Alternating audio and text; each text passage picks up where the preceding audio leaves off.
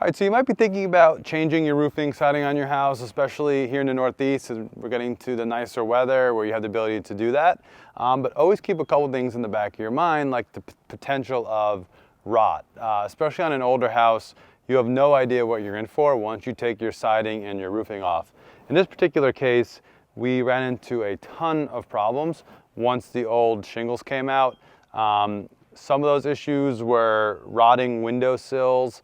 The flashing details and the waterproofing connections were all wrong. Some didn't even have it. And then on the other hand, we had tons of rotten plywood. We found rotten rim boards, sill plates, studs.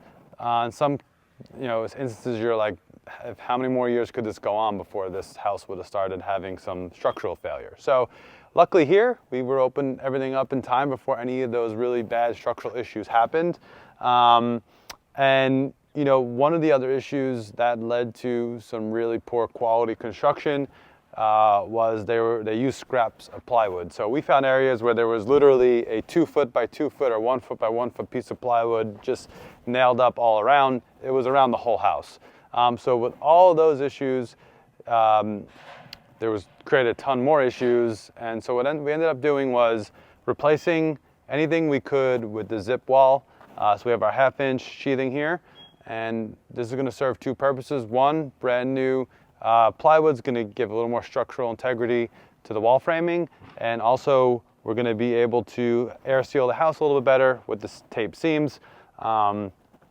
We didn't expect to have to change windows, so that's another thing you got to think about. You can't tell if you have window rot all the time until you take the siding off. So most of all these windows are getting completely swapped out. And the reason why we didn't frame for them first is because we didn't know we had to do it. So as we were taking the siding off, we were putting the plywood up. We also were contending with rain. So it's not the wrong way to do it. It's just one of the ways you can do it as you go in section and section, especially if you're dealing with inclement weather.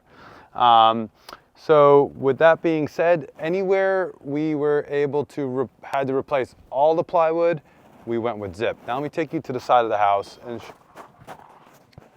all right, so now on this side of the house, we actually had pieces of plywood that were salvageable, were in perfectly fine condition. We were working on a budget. So what we did was we went over to the Henry Blueskin application, and we put up new pieces of CDX plywood, which is this type of plywood, and we just filled in all those areas. We put the Blueskin on. Again, that's going to create the air seal for the old house, which is going to help their heating and cooling on the interior there, and it's also going to help the siding itself last longer.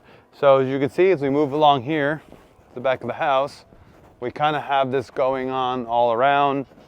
We had to transition back to the zip wall on this side because we felt that it would be a better application and seal coming around, and then again Blueskin over there. So again, this is pieced together, budget purposes.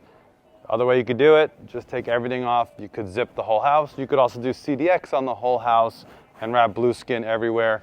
But so make sure when you're doing your siding, you're doing your roofing, you're about to start that project, and you have a budget in mind, add more money to that budget because you are probably going to run into problems.